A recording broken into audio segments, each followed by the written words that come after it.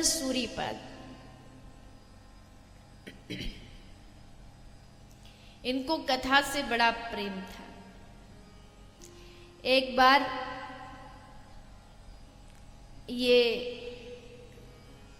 भक्तमाल के जो रचयिता हैं उनकी कथा है कि आप श्री अपने ठाकुर जी को सामने रखते थे और उनको बैठ के कथा सुनाते थे। श्री नाभा जी सामने ठाकुर जी को रखते थे, उनको बैठ के कथा सुनाते थे।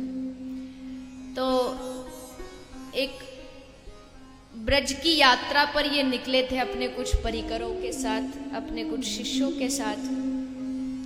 तो ब्रज परिक्रमा करते करते करते ये नाभा जी होडल में पहुंचे।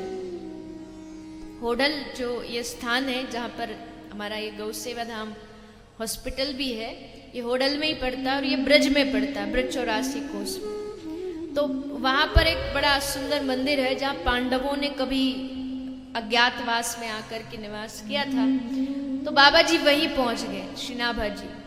तो मंदिर के जो महंत जी थे उन्होंने नाभा जी से प्रार्थना की कि बाबा आप कुछ दिनों तक इसी मंदिर में वास करिए और नित्य प्रति संध्या को सब भक्तों को कथा सुनाइए।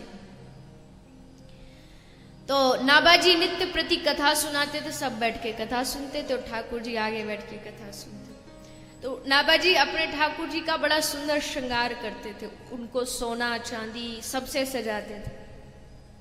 तो एक दिन कथा में एक चोर आया, उसने देखा अब कथा सुनने वालों को क्या है, कथा सबका जो सुनने का भाव है वो अलग अलग होता है। तो बाबा जी आज भगवान श्री कृष्ण की चर्चा सुना रहे थे कि भगवान कृष्ण का श्रृंगार बड़ा सुंदर है, मैया यशोदा ने हीरा माणिक पन्ना से ठाकुर जी को सजाया है, श्रृंगार किया। तो सबको तो भगवान कृष्ण दिख रहे थे जो श्रोता भाव से बैठे थे, और चोर को केवल वो कृष्ण के ऊपर सजे हुए हीरे मोती दिख रहे थे। तो उसने आके बाबा जी से पूछा कि बाबा जी आप जिनके बारे में बता रहे थे ये सेठ जी कहाँ रहते? उसको नहीं मालूम कृष्ण कौन है, पर हीरा मोती इतना तो कोई सेठ ही होगा बड़ा। तो बोले बाबा ये सेठ जी कहाँ रहते? बोले कहाँ नहीं, ये तो हर जगह रहते, देखो हमारे सामने भी बैठे। अब जैसे देखा तो सुंदर श्रृंगार, महंगे महंगे आभूषण, तो चोर की नजर पड़ गई। अब बस ठान लिया कि इनको यहां से चुरा के लेके जाना, और मौका देखते ही उसने ठाकुर जी को चुराया, गोपाल जी को, और लेकर के वहां से चला। अब जब बाबा जी नाभा जी को कथा सुनाने का समय आया और ठाकुर जी गायब, नाभा जी का रो रो के बुरा हाल हो गया। मैं कथा तब तक नहीं सुनाऊंगा जब तक मेरे ठाकुर जी नहीं आएंगे, क्योंकि वो मेरे श्रोता हैं, बाकी उनके पीछे 2 बैठे 2 लाख बैठे मुझे नहीं पता, लेकिन वो मेरे पहले श्रोता हैं, इसलिए वो जब तक नहीं आएंगे कथा नहीं सुनाएंगे। अरे महाराज हम तो हैं, हमें सुना दो। नाभा जी कहते नहीं नहीं, जब मेरे गोपाल जी आएंगे तब कथा आरंभ हो। महीना भर बीत गया, कथा नहीं हुई। तो वहां गोपाल जी ने उस चोर को सपना दिया कि तू मुझे लेकर के आया, यहाँ मेरा हृदय बड़ा बड़ा व्याकुल है, मुझे वापस लेके जा मेरे नाभा जी के पास। चोर डरा, गोपाल जी को लेकर के आ गया, नाभा जी को सौंप दिया।